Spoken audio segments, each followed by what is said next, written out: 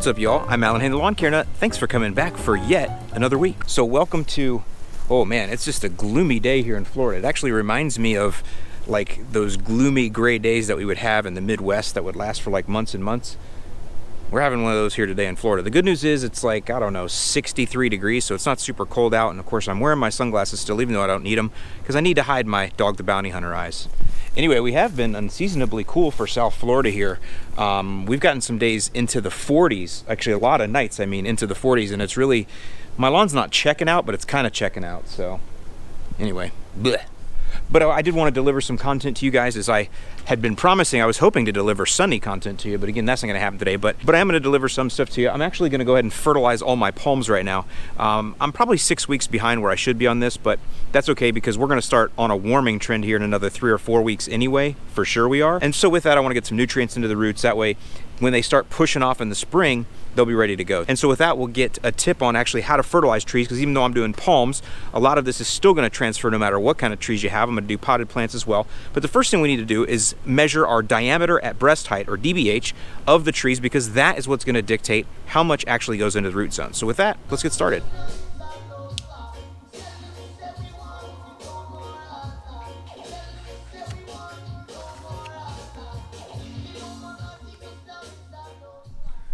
All right, so I kind of have like 3 categories of trees. By the way, these foxtails, these got scale on them this year, and you're gonna see me do some videos with some safari coming up next year. These are not nutrient deficient. This yellowing on here is not caused by that. It's caused by scale. I think I have some video of it somewhere I can let you see, but anyway.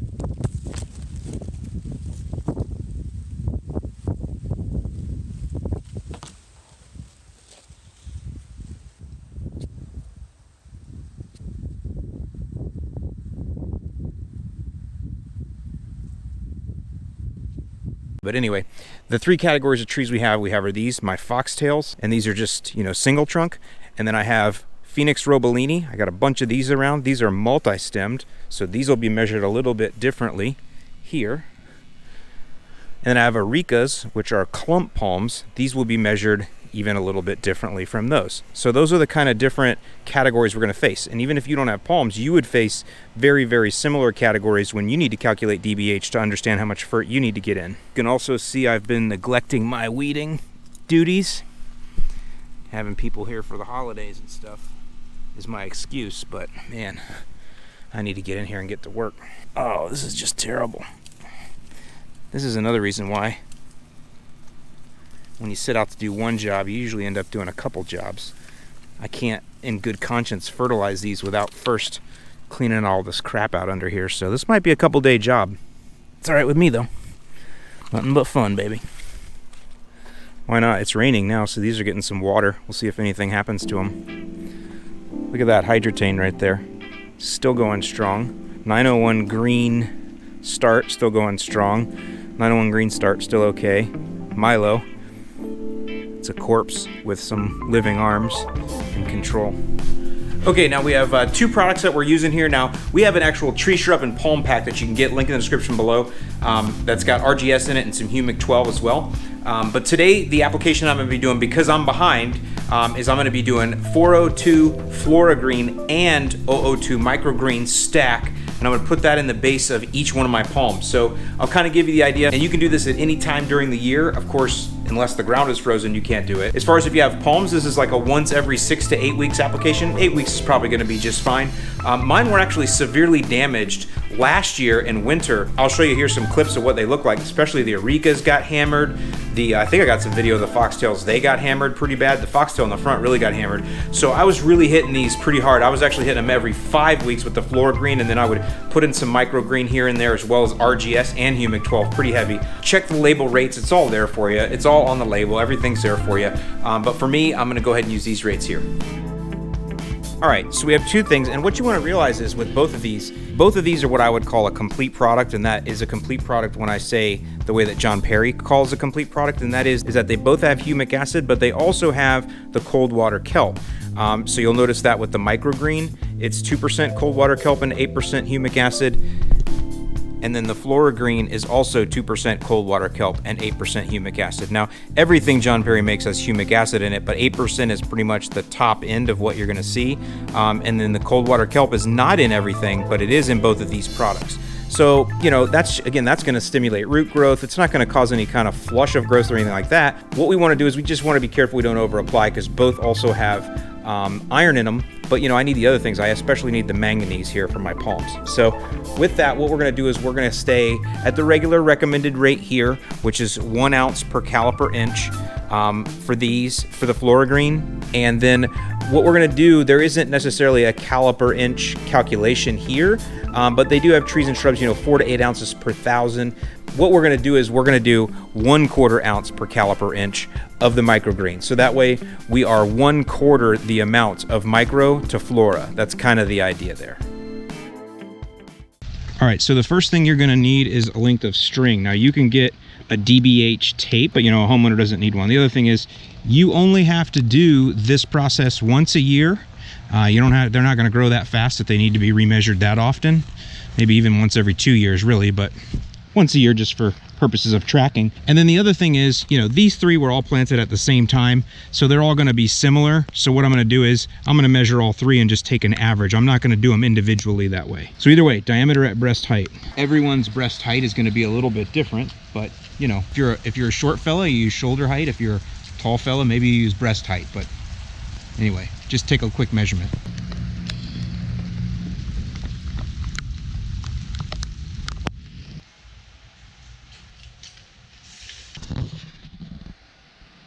Okay, so I'm running back and forth because of the rain, but you should probably just take a piece of paper out there with you. It'd make things a lot easier. But either way, you measure the circumference of each tree. All you do is wrap the string around it, then measure the length of the string. You're going to see here are the 3 foxtails that I did. I had a 24, a 22, and a 20. All right, so my three, let me do this so it's clear. Okay, so being the lawn care nut, you know, my stuff always comes out pretty easy. Out of my 3 foxtails we have a 24, a 22, and a 20. Now remember, this is circumference here. Circumference, right? Distance around. So you want to just take an average. Pretty easy. My average is 22. So I have a 22-inch average circumference. Now we can calculate DBH. And again, you can just have scratch paper for this. This doesn't go in the lawn journal. This is just to get your calcs. Okay, so the next thing you need then is 3.14, which is also called pi. Now, I'm not a mathematician, so I don't know why dividing the circumference by pi gives you the diameter. I don't know. I just know that that's what you do, okay? So here we go. Ready? Okay, Google, what is 22 divided by 3.14? So 7.006, so 7. So now that we know our diameter, and again, remember, circumference is around, diameter is across. So the average of our 3 foxtails is 7 inches across, and that's at the breast height, and that's the standard that you use. So now that's what's been recorded over here in the lawn journal. So 7-inch DBH on the foxtails. Now we got to do the Robelinis, the Auricas, and then we'll do the specimen Sylvester by itself.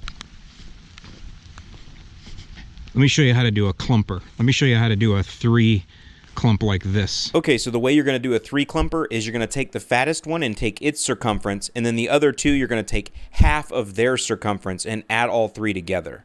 So here's the fatty here, and here's up at breast height right here. So I'm going to take that measurement first, right to there. So that's the first measurement that I'm going to take. Okay, so let's go write that down. That's the fat one. All right, so let me explain how I did the Robelinis here. Again, I took the fattest one, which was 18, and then these are the 2 thinner ones, and I measured both of those. There were 14 and 15. All right, so we're gonna measure this one here. And this one has got a lot of the tufting still around it that hasn't come off because of these guys that are on here. So I'm gonna measure it down here. That's okay, you can do that, you're not cheating.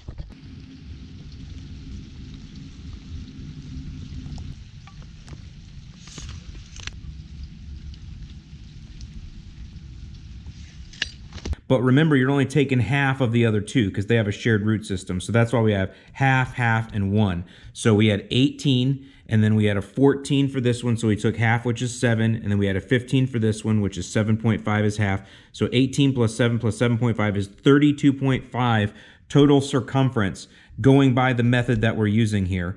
And then you divide that by 3.14 and you get 10.35. So we're going to count a 10 caliper inch DBH for all of the Robilinis across all of the lawn because they're all about the same size. So they're all going to get counted as a 10. Okay. All right, now the last little category I have, man, I need to get some fert on this lawn.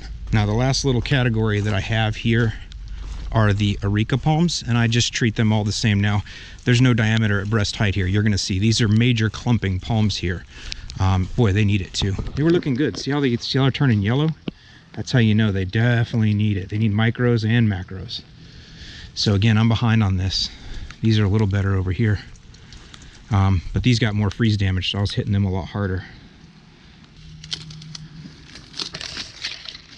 So with the way the clump works, what I do is I just measure the clump where I can get to it, and I measure all the way around, and that's the DBH that I take, because there's so many different plants in here sharing root system, you know, so they're giant. And whenever I drench, you know, I'm drenching fairly far out here, but I also throw some right up in there and let it just flow down. That's just how I've always done it. And again, mine are in good shape. So with that, I'm going to measure just the main clump that I can get around right here.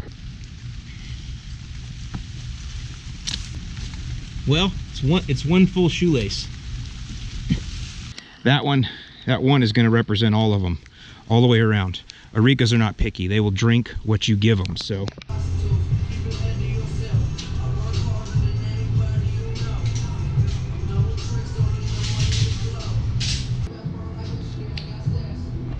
Alexa, stop. Okay, so we're going to go with 17-inch DBH for all the arecas. All right, let me see if I can put a bow on this now and try to salvage this and clean it up here. So we got our two products, FloraGreene and MicroGreene. Remember, FloraGreene is going down at 1 ounce per caliper inch and MicroGreene at 1/4 ounce per caliper inch. So we had a little different way of calculating each one, whether it was a single trunk or a multi-trunk or a clump. But either way, we did come out with our DBH by taking circumference and measuring that by pi. So again, foxtails were a 7-inch DBH, so therefore a 1 ounce per caliper inch rate means that we're going to do 7 ounces of the FloraGreene and 1.75 ounces of the MicroGreene into each palm. And so then you'll see I've made myself a little makeshift fill sheet here in my tote, so that way when I'm out and going, I got everything easy for myself. So you can see here, so when I roll up to a foxtail, I'm gonna need 7 ounces of the FloraGreene in here. I'm gonna need 1.7 ounces of the MicroGreene in here. Get a little mix of slurry, dump that into the 5-gallon bucket, fill the 5-gallon bucket up to the top, and drench. Time all this. What's the latest forecast? Well, they can get out early. They better do it, Lester, because we've got this storm system that is making its way up the coast. We're already seeing rain in the southeast, moves into the northeast tomorrow afternoon. A strong storm risk for tornadoes in Florida tomorrow. Heavy rain moves into the northeast with strong gusty winds.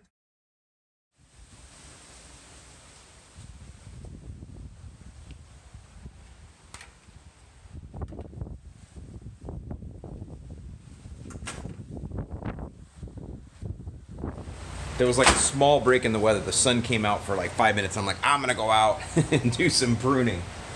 I am just devastated by all this rain. I feel like a caged animal. For the last 2 days, it's been cooped up inside. So,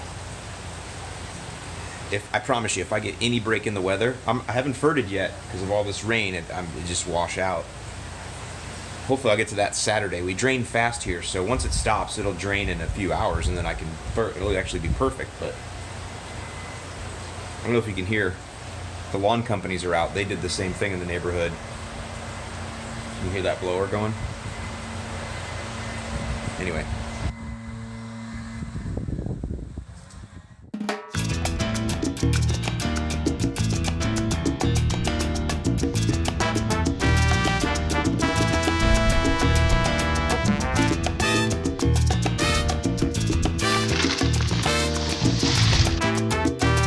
You want to get all this dead stuff out of here.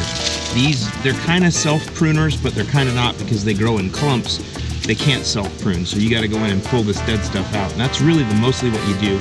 You'll remove some green if it's in the way, if it's overlapping too much. You do want some airflow in there, but really you want to get rid of this dead stuff. You can see it just pulls out.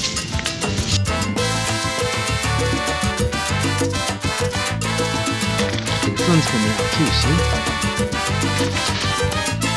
The sun will come out in Florida. Bet your bottom dollar that sometime today the sun will come out in Florida. But it doesn't look like it's gonna last long.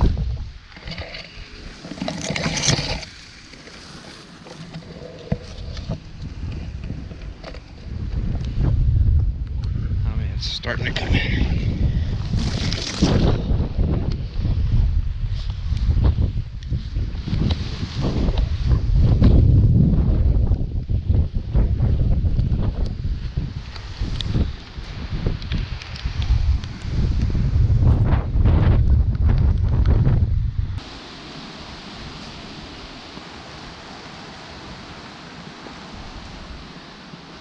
Well, I made some progress anyway. We'll take it. We actually just had hail coming down. Look, this is crazy. I gotta get it before it melts.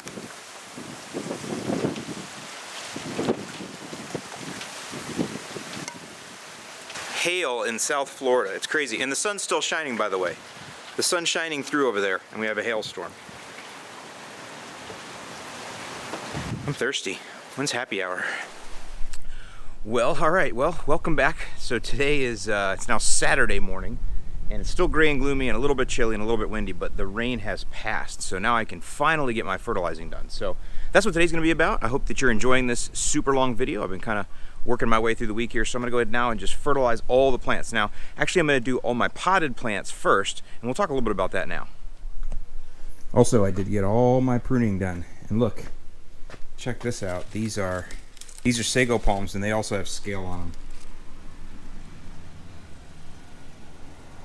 So I've got some safari coming in the mail, so we'll see how that does. Look at that. So they're not moving right now, but they will be once things warm up again. Okay, so we're all ready now. I'm going to do the potted plants first, and the reason that is because my potted plants are obviously on my porch here, or on my patio here, and these products do have iron in them, so they can stain a patio. So I do that first when I'm not tired, and also when I don't have any drips or spills or anything all over that cart. So basically when the cart's clean. And you also see I have oil dry that I line it with. This helps to keep the spills down and stuff like that. So that's just me, that's my little thing, and I'll show you the mix rate I use and everything. But the other thing I want to say is, definitely for tropicals like this is a once every 4 weeks feeding here for potted plants, especially because I plant my palms in sand. So the very best thing that a palm can grow in is sand. And so I plant them in pure sand, and then I just make sure that I keep good nutrients in them, because sand doesn't have any value, but keep good nutrients in them. But they love being in sand, and this one definitely needs to be hit. It's been transplanted recently, that's why it hasn't gotten any fert. This is a bottle palm right here, and over here is also a bottle palm, and you can see that it needs nutrients pretty badly as well. See that yellow streaking through there? That's a deficiency for sure.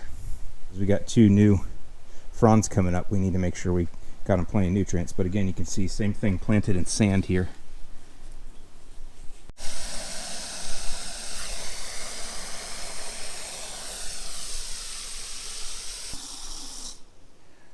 Okay, now my mix for potted plants is 10 ounces of FloraGreene, 2.5 ounces of MicroGreene, and that's all going to be mixed in here. And then this is the bucket that I use to feed them with, and I just take dips out of it, you'll see, and I consider a dip 32 ounces. So smaller pots get a 32 ounce dip, 1. Medium pots get 2 32-ounce dips, and then large pots get 4 32-ounce dips. So it becomes a 32, a 64, or a 128. 1 gallon basically is what the larger ones get. Also, I do always keep my pruners with me, because inevitably, even though you've already pruned everything, you're gonna find some, some stuff that you missed, which you will see I already did. So always keep your pruners with you too.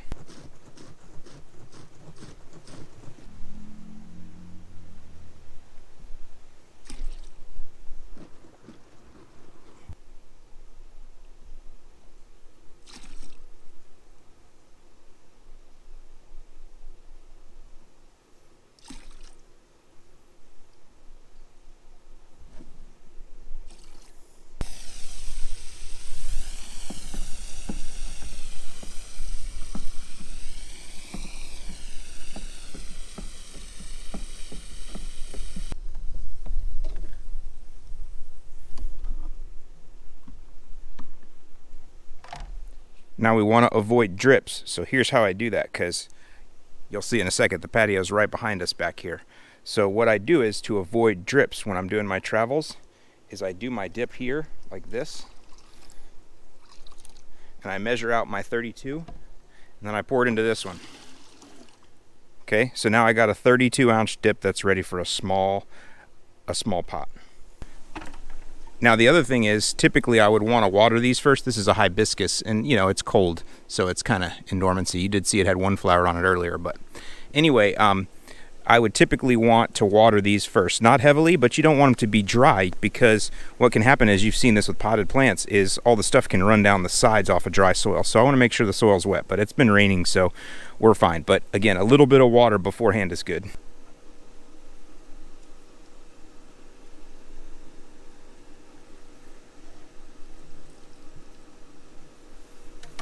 And then typically afterwards, you would want to water it in too, just slightly. And we're going to do that. Once I get everything done, we're going to give them just a little bit of water, just to water everything down. We don't want it sitting up here in the rocks.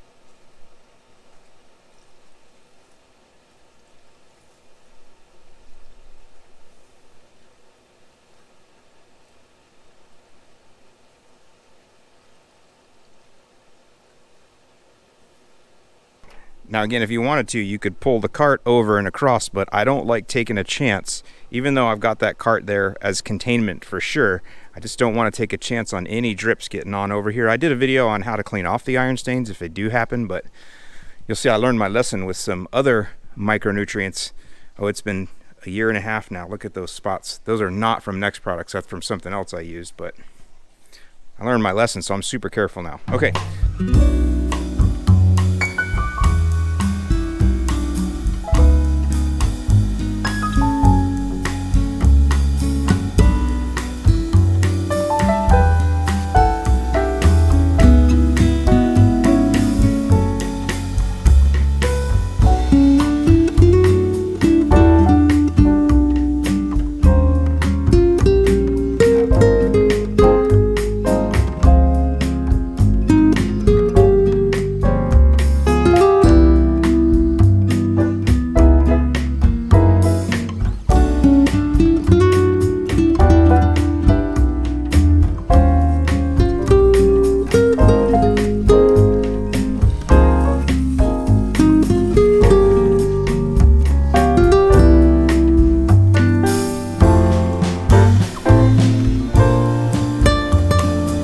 Potted plants are done. Now we're going to do the big stuff. So, and again, you see I've got my cheater here, right? And the first one that we're going to do here is an areca, because I've got a big specimen right here on this end. So this is going to be the first one that we do. And remember, I took the measurement on one. Probably I should have taken the measurement on 4 of them and averaged, but again, these are all the same size, so I just took a medium-sized one to represent, eyeballed it. And we're going to count all the arecas as the same DBH. So then that means I'm going to need 17 ounces of FloraGreene, and I'm going to reshake too, by the way. And then I'm going to need 4 1/4 ounces of the micro.